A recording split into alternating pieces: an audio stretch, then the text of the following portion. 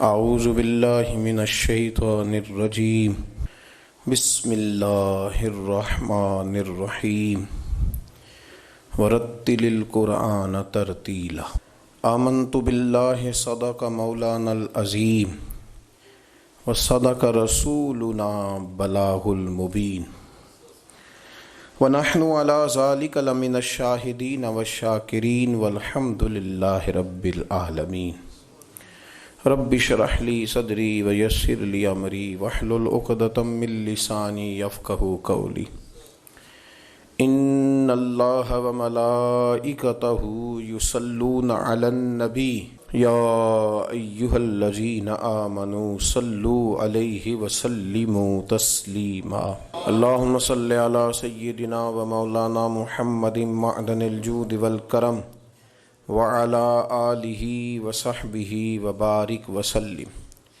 تمام تعریفیں حمد اور ثنا اللہ جل جلالہ کے لیے، درود و سلام نبی اکرم نور مجسم شفیع معظم آقا کل ختم رسول دانائے سبل احمد مجتبیٰ جناب حضرت محمد مصطفیٰ صلی اللہ تعالی علیہ وسلم کی ذات والا صفات کے لیے حمد و صلات کے بعد، عزیز دوستو، اسلام انسان کی وہ ساری تربیت کرنا چاہتا ہے جس کو اس کے نصاب زندگی میں انسان ضرورت محسوس کرتا ہے۔ بہت ساری چیزیں ایسی ہیں دین کے اندر جن میں جلد بازی کرنے کا حکم دیا گیا ہے، اور بہت ساری چیزیں ایسی ہیں جن میں انسان کو ٹھہراؤ کرنے کے لیے کہا گیا۔ لیکن جب ہم اس پر تھوڑا غور کرتے ہیں تو جلدی جلدی نمٹانے والے کام چند ایک ہیں، باقی ہمیں یہ حکم دیا گیا ہے کہ ہم ترتیل کے ساتھ، آہستگی کے ساتھ چیزوں کو دیکھیں، غور کریں، فکر کریں، تفکر کریں، اور پھر چیزوں کو ٹھیک ہونے کے لیے، سجنے اور سنورنے کے لیے، نکھرنے اور بننے کے لیے وقت دیں، اور اس کے بعد پھر اس کا نتیجہ اپنے رب کریم پہ چھوڑ دیں۔ ہمارے ہاں کچھ لوگوں کے اندر بڑی زیادہ جلد بازی پائی جانے لگی ہے۔ روزمرہ کے معاملات زندگی میں تلخیاں، کمزوریاں اور طبیعتوں کے اندر نفرتیں اور عداوتیں یہ جلد بازی کا نتیجہ ہیں۔ جلد بازی مایوسیاں بھی پیدا کرتی ہے۔ جلد باز آدمی 2 4 5 دنوں، ہفتوں اور مہینوں کے انتظار کے بعد کہتا ہے کہ یہ کام صحیح ہو ہی نہیں سکتا، یہ ہمیشہ غلط رہے گا، لہٰذا میں رہا اس کام سے۔ وہ مایوس ہونے لگتا ہے، پھر وہ کمزور پڑ جاتا ہے، پھر وہ تکلف کا شکار ہوتا ہے۔ اگر یہ کوشش کر لی جائے کہ چیزوں کو ٹائم دیا جائے، اور یہ جو بہت زیادہ جلد بازیاں ہیں ان کو تھوڑا کنٹرول کیا جائے، معاملات بہتر ہو جاتے ہیں۔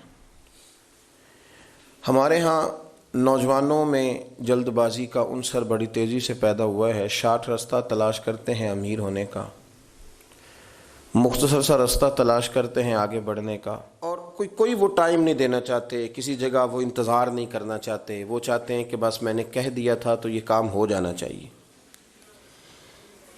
اور نوجوانوں میں وہ لوگ جو جلد باز ہوتے ہیں، پھر جب ان میں بڑھاپا آتا ہے تو جلد بازی اور بڑھ جاتی، پھر وہ کہتے ہیں بس جلدی جلدی یہ چیزیں ٹھیک ہونی چاہیے، میں نے کہہ دیا تھا تو لہٰذا ہو جانا چاہیے تھا۔ یہ جو جلد باز لوگ ہوتے ہیں یہ چونکہ تلخ ہوتے ہیں، باتیں ترش کرتے ہیں، کڑوی کرتے ہیں، تو پھر ان کے دائیں بائیں جو لوگ رہتے ہیں وہ بیچارے تکلیف کا شکار ہو جاتے ہیں۔ اگر ہم تھوڑا حوصلہ رکھیں، تحمل، بردبازی، وقت دینا، انتظار کرنا، اور محنت کر کے نتیجہ اپنے رب پہ چھوڑ دینا، اس سے ہماری زندگی میں سکون آئے گا، تھوڑا ٹھہراؤ پیدا ہوگا، تھوڑی دل کو تھوڑی تسلی رہے گی۔ اعلیٰ حضرت بریلوی رحمۃ اللہ علیہ سمجھاتے ہیں، وہ کہتے ہیں اے رضا، ہر کام کا ایک وقت ہے۔ دیکھیے، فکر دیکھیے، سوچ دیکھیے، فرماتے ہیں اے رضا، ہر کام کا ایک وقت ہے، دل کو بھی آرام ہو ہی جائے گا۔ تھوڑا وقت دیں، جلد بازی نہیں کریں، مزاجوں میں تلخی نہ لائیں، اس سے بہت ساری جگہوں پہ بہت سارے لوگ رشتے توڑ بیٹھتے ہیں، تعلقات میں دراڑیں آتی ہیں، چونکہ ہمیں جلدی بڑی ہے، ہم چاہتے ہیں کہ فٹافٹ آگے نکل جائیں۔ دیکھیں نا، میں اگر دوڑ کے چل رہا ہوں تو میرے ساتھ تو وہی چلے گا جو دوڑ کے چل سکتا ہے، تو جس بیچارے کے گھٹنوں میں درد ہے وہ چونکہ دوڑ سکتا نہیں، تو پھر تعلق تو نہ رہا، وہ ختم ہو گیا۔ اگر آپ آہستہ آہستہ چلیں گے تو تھکیں گے بھی نہیں، کمزوری بھی نہیں آئے گی۔ قرآن پاک نے ارشاد فرمایا وَرَتِّلِ الْقُرْآنَ تَرْتِیلًا، فرمایا قرآن پاک کو نا خوب ٹھہر ٹھہر کے پڑھا کرو، ٹھہر ٹھہر کے نہیں، خوب ٹھہر ٹھہر کے، تا پہ تشدید ہے، خوب ٹھہر ٹھہر کے قرآن پاک کو پڑھا کرو۔ میرے نبی کریم علیہ السلام نے فرمایا 3 دن سے پہلے قرآن پاک ختم نہ کرنا، ورنہ تم سمجھ نہیں سکو گے۔ بڑا شوق بھی اٹھے تلاوت کرنے کا، بڑا ذوق بھی ہو، تو 3 دن سے پہلے نہیں ختم کرنا، 10 پارے سے زیادہ نہ پڑھنا، اور 10 پاروں سے جلدی تم اگر پڑھ لو گے تو پھر تم اس کو سمجھو گے نہیں۔ لہذا ایک ترتیب سے، ایک ترتیل سے، ذرا ٹھہر کے آپ نظام کو لے کر کے چلیں گے، قرآن مجید آپ کی سمجھ میں آئے گا۔ میرے رسول کریم علیہ السلام نے فرمایا جو بندہ قرآن مجید پڑھے اور پڑھنے میں ذرا اٹکے، اسے ذرا ٹھہرنا پڑے، ہجوں پر غور کرنا پڑے، تلفظ کو دیکھنا پڑے، فرمایا جو اٹک کے قرآن پاک پڑھے گا نا، اللہ اسے ڈبل ثواب عطا کر دے گا۔ اور قرآن مجید چونکہ ٹھہر ٹھہر کے پڑھنے کا حکم دیا گیا، تو پھر قرآن مجید کے جملوں کا نہیں، حضور نے حرفوں کا ثواب بیان کیا۔ سکون کی اور ٹھہراؤ کی جو فضیلت حاصل ہو رہی ہے اس کو بیان کیا جا رہا ہے، یعنی حروف قرآن کا ثواب بیان کیا۔ فرمایا قرآن مجید کے 3 حرف پڑھو گے تو اللہ تمہیں 30 نیکیاں عطا کرے گا۔ اور پھر حضور نے گن کے بتایا، فرمایا الف لام میم، فرمایا یہ 3 حروف ہیں، تو الف کو الگ الف کہنا، اسے لام کے ساتھ جوڑ نہ دینا، یہ الگ ہے، اس کو الگ کہو گے تو اللہ تمہیں 10 نیکیاں عطا فرمائے گا۔ لام اپنی حیثیت رکھتا ہے ایک، میم اپنی ایک الگ شناخت رکھتا ہے، تو تم جب ٹھہر ٹھہر کے پڑھو گے، اطمینان سے پڑھو گے، ترتیل سے پڑھو گے، تو تمہیں اللہ تبارک و تعالیٰ اس کا اجر دے گا، حروف کا تمہیں اجر دیا جائے گا۔ بڑی جلدی ہے۔ بہت سارے لوگ ہیں وہ بتاتے ہیں کہ میں فلانے مدرسے میں گیا تھا تو 1000 قرآن مجید پڑھا ہوا ملا مجھے، تو میں کہتا ہوں بھائی مجھے نہیں پتا، طالب علم تو اتنا نہیں پڑھ سکتے، ان کے لیے تو مشکل ہے، اب اللہ بہتر جانتا ہے کس ترتیب سے آپ نے اتنا جمع کر لیا ہے، اللہ تعالیٰ ثواب دینے والا ہے، ہم کوئی اس پر تو پابندی نہیں لگاتے۔ پھر آپ نے یہ کہا کہ جی میں اللہ تعالیٰ کے فضل سے جی میں 15 سپارے پڑھ لیتا ہوں، تو میں نے کہا بھی آپ پڑھ لیتے ہوں گے، ہم سے تو نہیں پڑھے جاتے۔ آپ چیزوں کو ترتیل سے رکھیں، تھوڑا خوبصورتی اس میں آتی ہے، سکون والی چیز میں خوبصورتی ہوتی ہے، لیکن بے سکونی بڑی ہے، اور اس سے ایک مرض پیدا ہو رہا ہے جس کا پنجابی میں نام زیادہ اچھا رہے گا، جلد بازی سے نا ایک مرض پیدا ہو جس کا نام ہے آوازاری، یہ بھی غلط ہے، وہ بھی غلط ہے، وہ دیکھو کدھر چلا گیا، وہ کتنا خطرناک آدمی ہے، کچھ بھی نہیں، یہ نہیں بندے صحیح ہو سکتے، یہ دنیا چھوڑیں آپ۔ مجھے ایک صاحب کہنے لگے کتنی تقریریں کرتے ہیں، ہر روز جاتے ہیں، اتنے لمبے سفر کرتے ہیں، بیمار ہو گئے، پھر بندے ٹھیک ہو گئے۔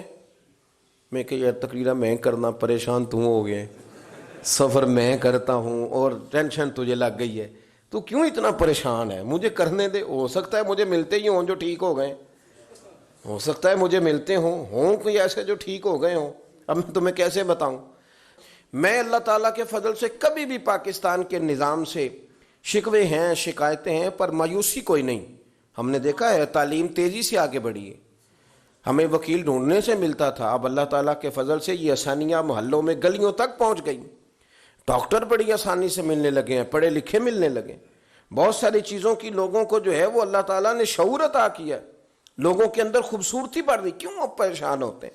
ذرا ٹھہریں، تھوڑا حوصلہ کریں، اطمینان کریں، اگر اتنی چیزیں بدل گئی ہیں تو اللہ کے فضل سے باقی کی بھی بدل جائیں گی۔ لیکن وہ جو ہماری پریشانی ہے نا، روڈ کے اوپر پریشان بندے، بریک کیوں لگائی آپ نے، مجھے کٹ کیوں مار دی آپ نے، ادھر کیوں نکل گئے، پتہ نہیں کیا ہو گیا ہے معاشرے کو، اتنی تلخی مزاجوں میں، اتنی زیادہ پریشانی، اتنی زیادہ بے سکونی، اتنی زیادہ بے قراری۔ تھوڑا تھوڑا اپنے اندر سکون کا ماحول بنائیں، ٹھہریں۔ میرے نبی کریم علیہ وسلم نے نا نماز کا ثواب بیان کیا، فرمایا جماعت کے ساتھ ایک نماز پڑھو گے تو اللہ 27 نمازوں کا ثواب عطا کرے گا۔ یہ بھی حضور بیان کر رہے ہیں، اور ساتھ یہ بھی میرے نبی پاک نے بیان کیا کہ جماعت کے لیے دوڑ کے نہ آنا، نماز کے لیے جب چلنا تو وقار کے ساتھ کرنا، بھاگ کے نہیں آنا۔ تو 1 منٹ رہ گیا دوڑا جاؤں میں مسجد میں، آپ دوڑے آئے ہیں، سانس آپ کا پھول گیا ہے، آپ نے اللہ اکبر کہہ کے نماز کی نیت باندھنی، سبحانک اللہ صحیح پڑھ لیں گے آپ، سانس تو پھولا ہوا ہے۔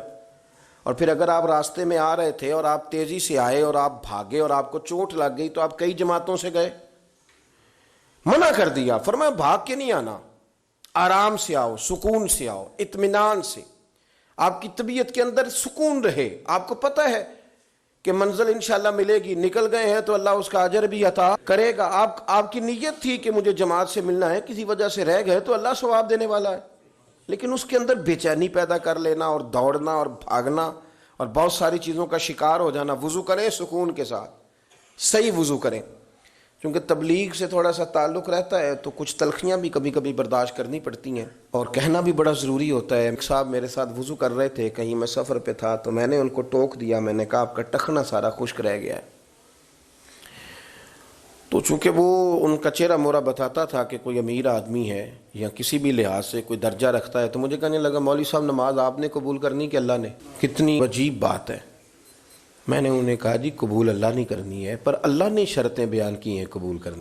آپ درزی کے پاس گئے، آپ نے درزی کو کہا میرا ماپ لے لو، شرط لگائی کہ اس ماپ کا کرتا ہو، اس ماپ کا میرا پاجامہ ہو، اس ماپ کے میرے بازو ہو، شرط لگا کے آئے آپ۔ تو اگر اس نے غلط ماپ کا سی دیا تو قبول کر لیتے ہو؟ کر لو نا، پھر کیا ہوا ہے، تھوڑی نیکی کرو نا، کوئی اب بات نہیں، بس تھوڑا سا 4-5 انچ بازو ہی چھوٹا رکھا ہے، کوئی ایسا مسئلہ نہیں، پھر کیا ہے، تھوڑا سا جو ہے وہ پاجامہ آپ کا اس نے تنگ کر دیا ہے، آپ ذرا موٹے تازے تھے تو پورے ہی نہیں نا صرف آ رہے، تو سی تو اس نے دیا نا، کر لیتے ہو قبول؟ کیوں؟ اس کی وجہ یہ ہے کہ آپ نے شرط لگائی تھی کہ میاں یہ میں تمہیں ماپ دے کے جا رہا ہوں، میں نے جو سوٹ پہننا ہے وہ اس دائرہ کار کے اندر سلا ہوا ہوگا تو پھر میں پہنوں گا۔ میرے رب کریم نے نا، مثال دے رہا ہوں سمجھانے کے لیے، شرط لگائی تھی کہ وضو اس طرح کرنا، کرو گے تو میں قبول کروں گا۔ تو آپ نے غلط کیا تو وہ کیسے قبول ہوگا؟ اس لیے کہ آپ شرطوں پہ پورے نہیں اترے۔ تو ہم بجائے بات سمجھنے کے تلخی کرتے ہیں، آزمائش میں مبتلا ہو جاتے ہیں، اور یقین کریں کہ پھر وہ چونکہ ہم جلد باز ہیں، آوازار ہیں، پریشان ہیں، تو ایسے ایسے سخت جملے کہتے ہیں۔ میں تو اللہ تعالیٰ کے فضل سے کئی دفعہ ہنستا ہوں سخت باتوں پہ، اور میرا تو یہ ذہن بن گیا، میں کہتا ہوں یہ پریشان آیا تھا بیچارہ گھر سے، کسی تکلیف میں مبتلا تھا، بات کوئی اور تھی، تو چلو کوئی نہیں، کسی اور جگہ اگر غصہ نکال کے چلا گیا تو ٹھنڈا تو ہو ہی گیا ہے نا، کسی اور سے تو نہ لڑے گا۔ آپ تلخی نہ مزاجوں میں لائیں۔ میں آپ سے عرض کروں، جو والد ہے، جو باپ ہے، جو بڑا ہے، جو گھر کا بڑا ہے، اگر اس کے مزاج میں جلد بازی ہو، ماں ہو یا باپ ہو، آپ یقین کریں بچے بیچارے آزمائش میں آ جاتے ہیں۔ سارے دکھ ماں باپ کے نہیں ہیں، کچھ بچوں کے بھی ہیں، بچے آزمائش میں آ جاتے ہیں، یار بابا جی سنتے ہی نہیں، ہر بات میں جلدی آئی نہیں، یہ تلخ ہے، یہ کہتے ہیں میں نے کہہ دیا تھا تو ہوا کیوں نہیں، اولاد پریشان ہو جاتی، اور بچے کہتے ہیں کدھر جائیں اب، کس سے کہیں، نہ سخت بولتے ہیں اور اتنی سخت بات کرتے ہیں۔ وہ بھائی ذرا ٹھہریں آپ، ٹھیک ہے بات اس میں کہ بچوں کو آپ نے آرڈر کیا تھا تو آپ کا اس وقت بڑا درجہ تھا، آپ کے حکم پہ فوراً جو ہے وہ ہاں کرنی چاہیے تھی، پر وہ انسان ہی ہے، مشین تو نہیں نا، وقت تو لگتا ہے۔ اور یہی حال بہت سارے نوجوانوں کا ہے، وہ کہتے ہیں ابا جی آپ کو کوئی ڈھنگ کا کام کرنا چاہیے تھا، دیکھیں میں کتنا پیچھے رہ گیا ہوں۔ اپنی طبیعت کی تلخی نے آپ نے دوسروں کے دل چیر کے رکھ دیے، آپ نے کسی کے جذبے کا خیال ہی نہیں کیا، کوئی احساس ہی نہیں پیدا ہوا، آپ نے دیکھا ہی نہیں کتنے لوگ آپ کی وجہ سے آزمائش میں آ گئے، آپ کی طبیعت کی جلد بازیاں کتنے لوگوں کی روحوں پر پیر رکھ کے چلی گئیں، کتنے لوگ تھے جن کے لیے آپ سہانے روح بن گئے، پر آپ نے اپنی طبیعت میں ٹھہراؤ پیدا نہیں کیا۔ سنو، ہم مدینے والے رسول کے ماننے والے ہیں۔ حضرت عائشہ صدیقہ کہتی ہیں قربان جاؤں نبی پاک پہ، حضور بات کرتے تو اتنی ٹھہر ٹھہر کے کرتے، اتنی ٹھہر ٹھہر کے کہ اماں جی فرماتی ہیں میں اگر اپنے نبی کے لفظ گننا چاہتی تھی تو میں لفظ بھی گن لیا کرتی۔ اور حضور کا جو انداز تھا حوصلے کا، طائف کے لوگوں نے نا پتھر مارے میرے نبی پاک کو، اور میں صرف اتنا ہی کہہ سکتا ہوں، ورنہ کتابوں میں وہ لفظ بھی لکھے ہیں جو انہوں نے نبی پاک کے لیے معاذ اللہ استعمال کی، وہ آپ نے سنے نہیں ہوں گے، علماء وہ بیان نہیں کرتے، اس لیے کہ وہ سخت اتنے ہیں کہ وہ کہے ہی نہیں جا سکتے۔ پتھر بھی مارے، اور پھر انہوں نے کیا کیا کہ نبی پاک صلی اللہ علیہ وسلم کے بارے میں وہ جملے کہے جو نہ بیان کیے جا سکتے ہیں، نہ مسلمان کا حوصلہ ہوتا ہے ان کو پڑھنے سننے کا۔ حضور کا سارا وجود لہو لہان کر دیا۔ نبی کریم ایک باغ میں جا کے بیٹھے، حضرت جبریل امین حاضر خدمت ہوئے، یا رسول اللہ میں پہاڑوں کا فرشتہ ساتھ لایا ہوں، اگر آپ حکم کرتے ہیں تو دو پہاڑیوں کے بیچ رکھ کے مسل دیتے ہیں ان کو۔ حضرت زید بن حارثہ کہتے ہیں میں ساتھ تھا، میں نے کہا سونے آج تو اجازت دے ہی دیں۔ مکے والے بھی بڑے ظالم تھے، ظلم کرتے تھے آپ کے ساتھ، پر وہ تو حد ہی ختم کر دی، حضور دے اجازت۔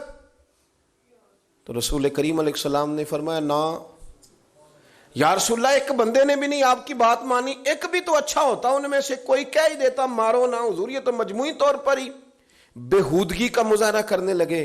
یہ دیکھو سوچ، یہ دیکھو اطمینان، یہ دیکھو مدینے والے رسول کی تربیت۔ نبی پاک نے فرمایا میں ان کی تباہی کی دعا نہیں، حضور ایک بندے نے بھی نہیں آپ کی بات مانی، مدد کو نہیں آیا۔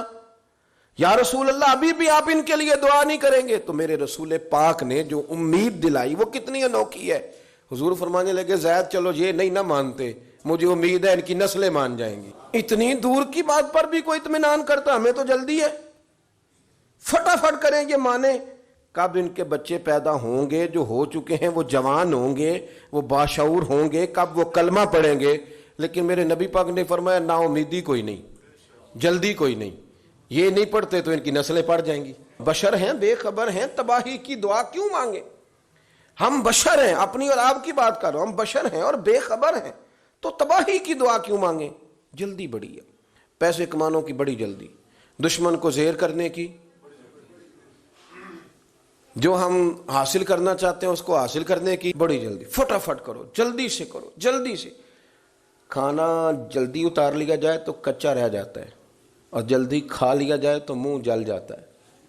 اسے پکنے میں بھی ٹائم دینا چاہیے، اور جب اتر جائے تو پھر اسے تھوڑا سا ٹھنڈا ہونے کا بھی ٹائم دینا چاہیے، وہ لطف تبھی دیتا ہے۔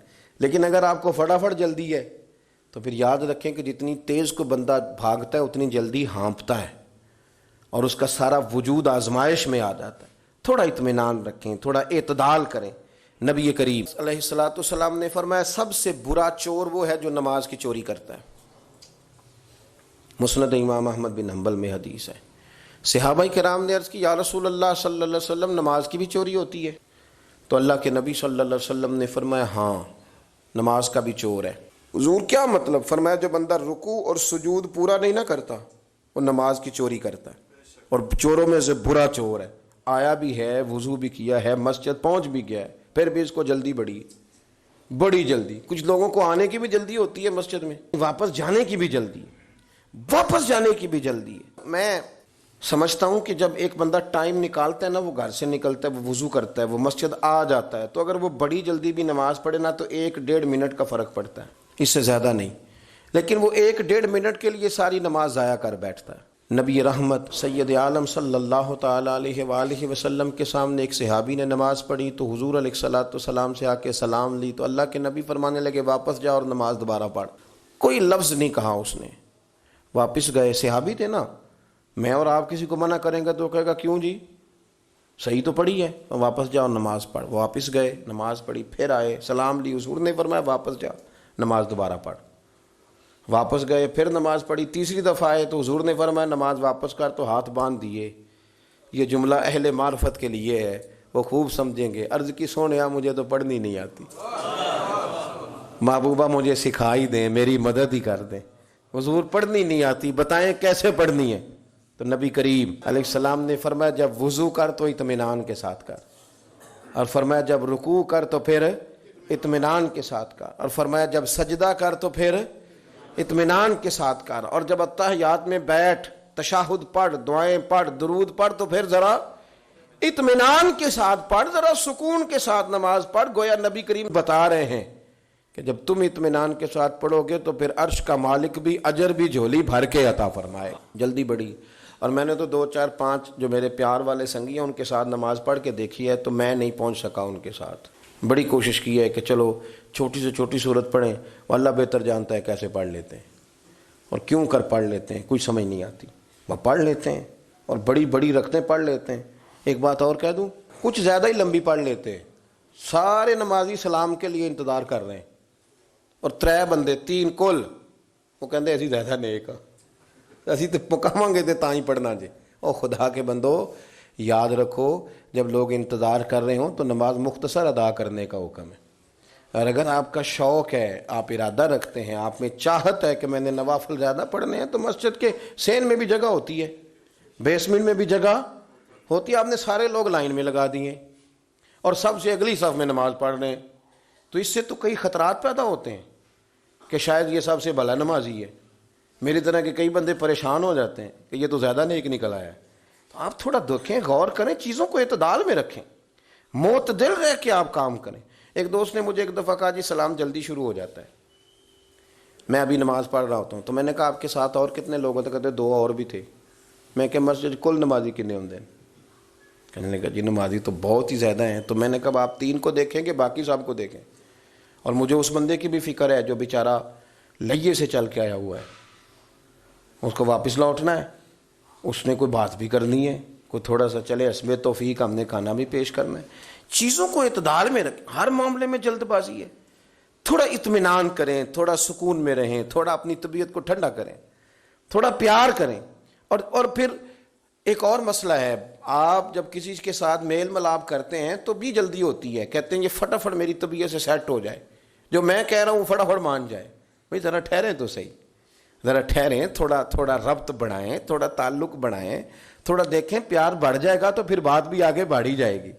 لیکن آپ نے تو جلدی کر دی، آپ نے 1 منٹ ہی نہیں لگایا اور جلدی سے آپ نے سارے معاملات خود بخود ہی طے کر لیے۔ اطمینان، سکون، وقار، یہ آپ کو بڑا کرتا ہے۔ پھر اسی طرح کچھ لوگوں کو تبلیغ کرنے کی بڑی جلدی ہے۔ میں نے دیکھے ہیں بہت سارے لوگ ہیں جو ایک آدھ مسجد میں، زیادہ تو میں کہیں نہیں جا پاتا رمضان میں، لیکن ایک آدھ مسجد میں تراویح پڑھنے کا موقع ملا ہے تو جو قاری صاحب تراویح پڑھا رہے ہوتے ہیں ان کو پڑھنے کوئی نہیں دیتا، اللہ جانتا ہے۔ اگر پیچھے 2 حافظ کھڑے ہو جائیں نا، وہ حافظ آتے ان دنوں میں، حافظ نیک لوگ ہوتے ہیں، بس سمجھانے کے لیے کہہ رہا ہوں، سمجھانے کے لیے عرض کر، حافظ ان دنوں میں آتے ہیں، وہ ان رکعتوں میں آتے ہیں جو سپارے انہیں صحیح یاد ہوتے ہیں، اور وہ آتے تراویح پڑھنے نہیں، یہ بتانے آتے ہیں کہ میں بھی حافظ ہوں۔ اللہ ماشاء اللہ، سب کی بات نہیں کرتا، جو ایسا کر رہے ہیں ان کی کرتا ہوں۔ اب وہ قاری صاحب کو چلنے نہیں دیتے۔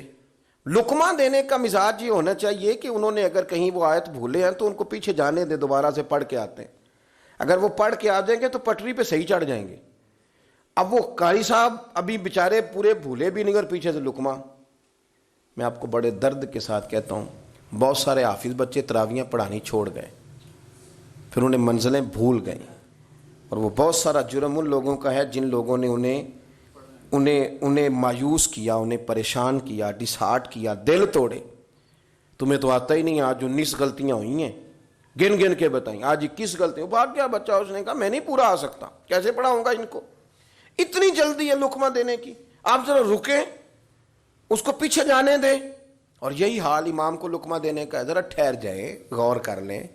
یہی حال بعض لوگ تبلیغ کرتے ہیں تو ان کا بھی یہی اشر ہوتا ہے۔ میں آپ کو اپنی ذاتی بات بتاتا ہوں، میں خاصا میری طبیعت خراب رہنے لگی ہے، بہت سارے معاملات ہیں، ابھی 2 گولیاں کھائیں ہیں میں نے وقفے سے یہاں تک پہنچنے کے لیے، طبیعت خراب رہتی ہے۔ اور پھر کبھی کبھی ایسا بھی ہوتا ہے، رات کو میں کوئی 3 بجے کے لگ بھگ آیا، میرا بچہ بھی کچھ ٹھیک نہیں تھا، کچھ وقت گزارا، نماز کا وقت ہوا، اس کو پڑھا۔ اب جو آدمی آ گیا نا چل کے، اس کو جلدی ہے، وہ کہتا ہے میں نے واپس جانا ہے، ان کو بلائیں۔ اچھا کبھی کبھی یوں بھی ہوتا ہے، مجھے بہت ساری نماز کرسی پہ پڑھنی پڑتی ہے، جو میرے قریبی دوست ہیں وہ سمجھتے ہیں کہ میری ٹانگ پوری کی پوری متاثر ہو گئی الرجی کے ساتھ، میں تکلیف میں ہوں۔ اب وہ ایک جگہ میں کھانا کھا رہا تھا، اب میں چونکہ بیمار ہوں، میرے زخمی ہیں دونوں پیر، تو میں نے ایک بچھائی نہیں، میں آلتی پالتی مار کے، چوکڑی مار کے تو کھانا کھانے لگا، تو ایک بندہ دوڑ کے آیا، کہندا پیر صاحب اساں تہاڈے کو دین سیکھنا ہوندا ہے، سنت دے مطابق وہ۔ میں کیا خدا دے بندے، تو ذرا جلدی کیتی، تھوڑا ٹھہر کے تبلیغ کرتا نا تو میں تجھے بتا ہی دیتا۔ میں نے پاؤں سے موزے اتارے، جرابیں اتاری، تو 2 جگہ سے خون نکلنے لگا. پھر وہ بڑا پریشان ہوا, کہنے لگا مجھ سے غلطی ہو گئی. میں نے کہا غلطی نہیں ہوئی, ذرا جلدی کر دیا آپ نے. بات آپ نے ٹھیک کی لیکن کرنے میں ذرا جلدی کی. تبلیغ کا اور بھی سٹائل ہے, کسی کو بات سمجھانے کا طریقہ اور بھی ہے. کسے باشد کہہ کے بھی کام ہو سکتا. ہم ذرا جلدی کی. وہ خدا کے بندے, آپ پوچھیں تو صحیح, یقین کریں کبھی کبھی میں کرسی پہ مجھے نماز پڑھنی پڑتی ہے تو میرے آنسو نکل آتے ہیں کہ یا اللہ مہربانی فرما, یہ تکلیف ہے تو یہ ٹھیک ہو جائے بندہ, کم از کم جو ہے وہ اپنی جماعت کے ساتھ آئے. لیکن بہت سارے سنگی جلدی کرتے ہیں اور محسوس ہوتا ہے کہ جبر کر گئے, ان کو ایسا نہیں کرنا چاہیے تھا, تھوڑا غور کریں. تو میرے عزیز, لقمہ دینے میں بھی جلدی, بات بتانے میں بھی جلدی, بڑی جلدی ہے. بس مجھے پتہ چل گیا یہ بات ٹھیک نہیں. میں اکثر دوستوں سے کہتا ہوں, آ کے مسئلہ پوچھتے ہیں, کہتے ہیں ہمارے محلے کا امام یہ کام کرتا ہے. تو میں کہتا ہوں مجھے تو پورا پتہ ہی نہیں وہ کیا کرتا ہے. ہم آپ جائیں گے اور جلدی نہ کریں, اس کی مجبوری بھی سمجھیں, وقت دیں چیزوں کو, ورنہ آپ خراب کر دیں گے معاملات. آپ خراب کر دیں گے معاملات کو. سنو, نماز امام کے پیچھے پڑھنی ہے تو امام کے پیچھے پڑھنی ہے, پھر اس سے آگے بڑھ کے پڑھی جا سکتی. نبی کریم علیہ الصلوۃ والسلام نے اس طرح ہمیں تنبیہ کی کہ شاید اس سے بڑی بات اور ہو ہی نہ سکے. فرمایا جو امام سے پہلے رکوع میں چلا گیا, جو امام سے پہلے سجدے میں چلا گیا, جس نے امام سے سبقت کی, صحیح ستہ کی روایت ہے, اللہ کے رسول فرماتے ہیں اس کا وجود انسان کا ہوگا لیکن چہرہ اللہ گدھے کا بنا دے گا. نہیں سخت بات ہے, لیکن ہمیں جلدی بڑی ہے, بڑی جلدی ہے, سبقت کرتے ہیں. امام نووی رحمۃ اللہ علیہ فرماتے ہیں کہ ایک محدث تھے, ان کے پاس لوگ حدیث پڑھتے تھے اور ان کا علم معروف تھا, پر وہ جتنی دیر پڑھاتے تھے چہرہ چھپا کے پڑھاتے تھے. پڑھاتے تھے تو چہرہ چھپا کے پڑھاتے تھے. تو ایک شخص نے بڑا ان سے پڑھا, جب جانے لگا تو کہنے لگا استاد جی چہرہ ہی دکھا دیں. تو انہوں نے چہرہ اٹھایا تو پریشان ہو گیا, یوں لگ رہا تھا جیسے انسان کا نہیں گدھے کا چہرہ ہے. تو وہ رو پڑے, کہنے لگے میں بھی روز معافیاں مانگتا ہوں, تو بھی دعا کرنا. یہ حدیث میں نے پڑھ لی تھی کہ امام سے سبقت نہیں کرنی چاہیے, یہ حدیث میں نے پڑھ لی تھی, لیکن میں نے سوچا کہ ابھی صحت دیکھتا ہوں, غور کرتا ہوں, کہیں شبہ ہے, تو بس مجھ سے سبقت ہو گئی. تو پھر اللہ تبارک و تعالیٰ نے مجھے سزا دی ہے. دعا کرو اللہ ہم سب کو نجات عطا فرمائے اور اللہ تعالیٰ درگزر والا معاملہ کرے. لیکن ہمیں بڑی جلدی ہے, اس جلدی سے ہم نے خرابی کر دی لوگوں میں. بڑے بڑے معاملات تھے جن کو گڑبڑ کر دیا, بڑی بڑی چیزیں تھیں یار, لوگوں نے ڈیوٹیاں کی تو جم کے کی.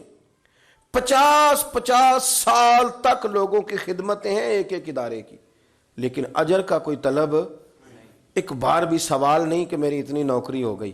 لیکن ہمیں تو بڑی جلدی ہے, ہم بھاگتے ہیں اور ہماری خواہش ہوتی ہے کہ فتح بھی جلدی ہو, کامیابیاں بھی جلدی ہوں. مال ڈالا ہے تو پھر اس کا نفع بھی جلد بازی نہیں کریں. جلد باز آدمی خطا کھا جاتا ہے.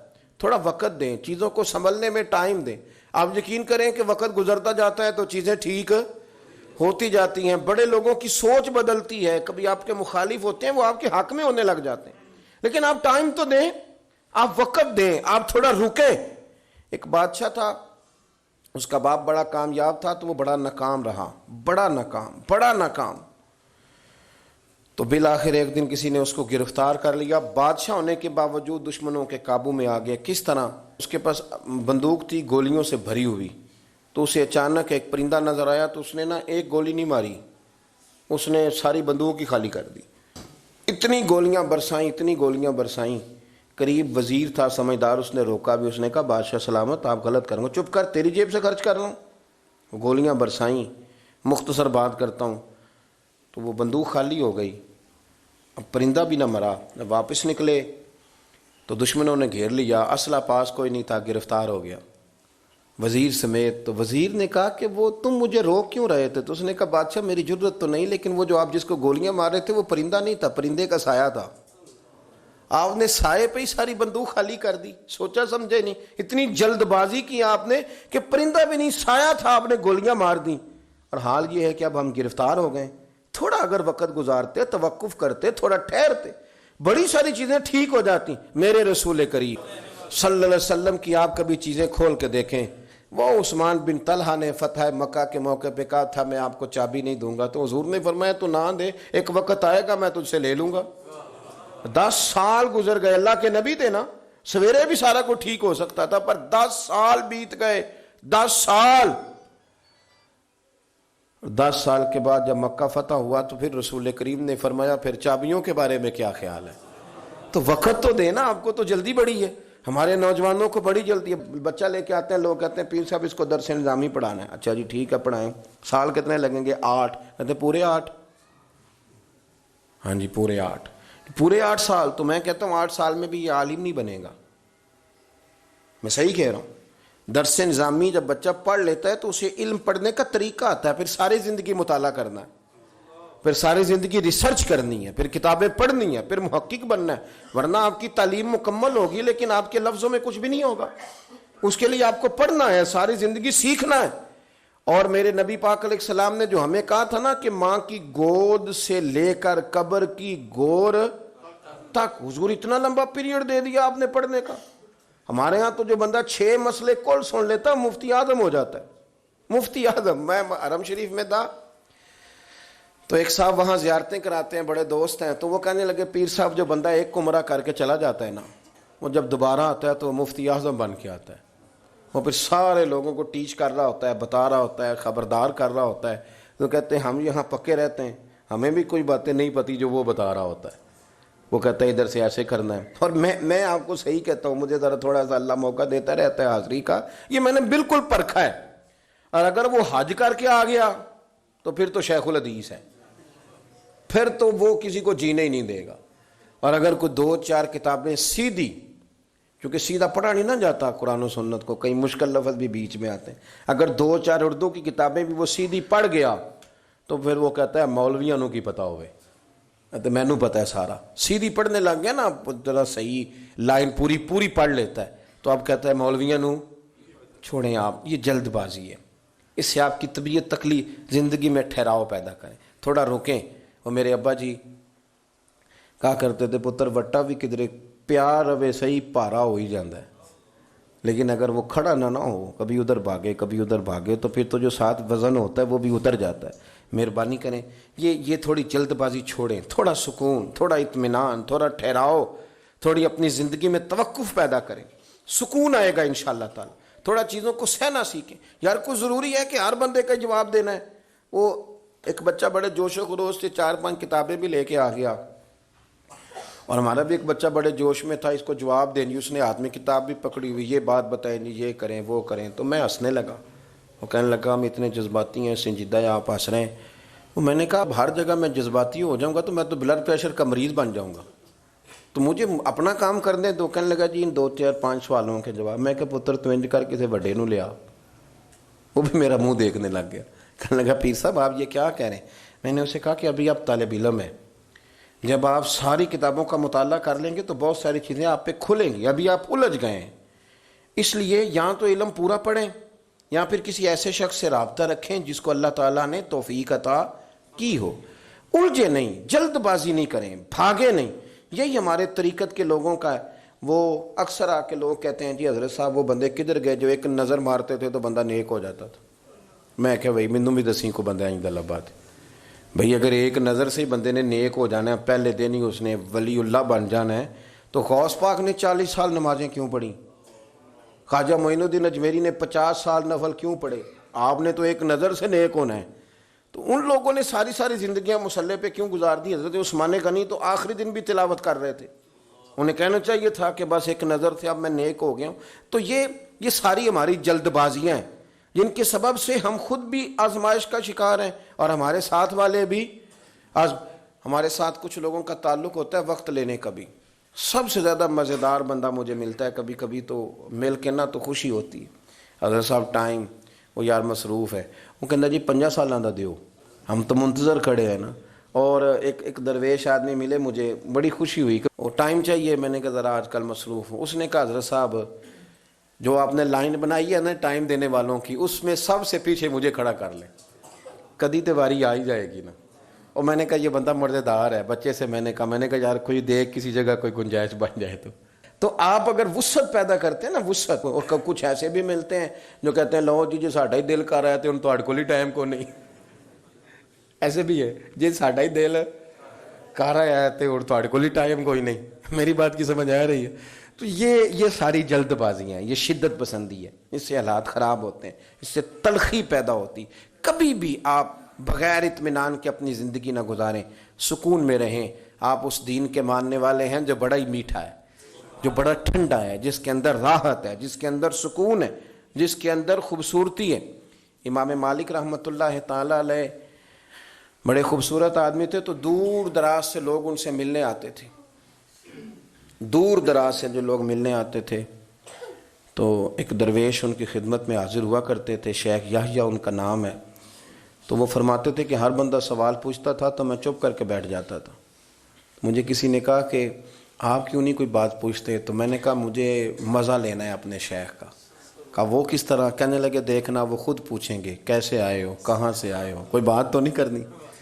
تو کہتے ہیں یہ تو مزہ تب آئے گا نا جب چپ کر کے بیٹھیں گے۔ کیا کہا تھا کسی نے کہ چپ کر سیں تے موتی مل سن، تے ذکر کریں تے جے پاگلا وانگو رولا پاویں، نہ موتی نہ ہیرے۔ تو ہم تو شور سے چیزوں کو جیتنا چاہتے ہیں، تو شور سے چیزیں جیتی جا سکتی؟ اطمینان بڑی چیز کا نام ہے، بڑے وقار کا نام۔ زندگی میں ٹھہراؤ لائیں، تھوڑا سکون، تھوڑی ٹھنڈی بات۔ اب یقین کریں ایک سمجھدار ترین آدمی، اس نے طلاق دے لی۔ میں کئی دفعہ اس سے مشورہ لیتا تھا، طلاق دے لی، اور آج تک وہ بھی پچھتاتا ہے، اور میں بھی جب سوچتا ہوں تو میں کہتا ہوں یار یہ بندہ اس طرح نہیں۔ مسئلہ کیا ہوا؟ بیوی سے کہا میرے آنے سے پہلے روٹی پکا دینا، نہیں پکی۔ جذبات آپ جس چیز میں مرضی غصہ کر لیں، آپ غصہ جس چیز میں مرضی کر لیں، بس وہ کسی کام لگ گئی، نہیں کر سکی تو طلاق دے دی، اور جوڑا بھی مثالی، تعریفیں بھی اپنے منہ سے ادا کرتا، گھر ٹوٹ گیا تھوڑی سی جلد بازی سے۔ جتنی طلاقیں ہوتی ہیں جلد بازی کی وجہ سے ہوتی ہیں۔ اگر تھوڑا اطمینان ہو جائے، تھوڑا سوچیں، تھوڑا پرکھیں، آزمائش میں نہ پڑیں، لیکن تھوڑی سی جلد بازی۔ قتل کیوں ہوتا ہے؟ غصہ بڑا تھا، میں نے اپنے ہاتھوں سے سزا دینی تھی، میں نے یہ انتظار ہی نہیں کیا کہ رب بھی تو سزائیں دیتا ہے نا، قیامت کو بھی تو عدالت لگنی ہے نا۔ تو وہ جلد بازی، تلخی ہمارے مزاجوں کی، اس نے ہمیں بڑی ساری جگہوں پہ پریشان کیا ہے۔ اس لیے حضرت ابوبکر صدیق اپنی زبان پکڑ کے کہا کرتے تھے کہ تو نے مجھے بڑی تکلیف دی ہے، کاش تو ٹھیک ہو جائے تو میرے لیے آسانیاں ہو جائیں۔ تو جلدی کرتی ہے بات کرنے میں، تو اذیت دیتی ہے تو میں بھی اذیت میں آ جاتا ہوں۔ ورتل القرآن ترتیلا، یارو ذرا ٹھہرو، ذرا رکو، ذرا سجدہ کرو تو ذرا خوش ہو کے کرو، درود شریف پڑھو تو پھر کیا ضرورت ہے تیزی سے صلی اللہ تعالی علیہ وسلم کہہ کے گزرنے کی؟ ذرا سکون سے پڑھو، سوچ کے پڑھو کہ کس کی بارگاہ میں سلام عرض کر رہے ہو، ذرا رک کے پڑھو، جب ذکر کرو تو ذرا اس کا ذائقہ لو، جب بات سنو تو اس کا لطف لو۔ جلد بازی آپ کو پریشان کرے گی، خراب کرے گی، چیزیں بگڑ جائیں گی۔ اللہ ہمیں اپنے محبوب کا صدقہ اطمینان قلبی عطا کرے۔ آخر دعوانا ان الحمدللہ۔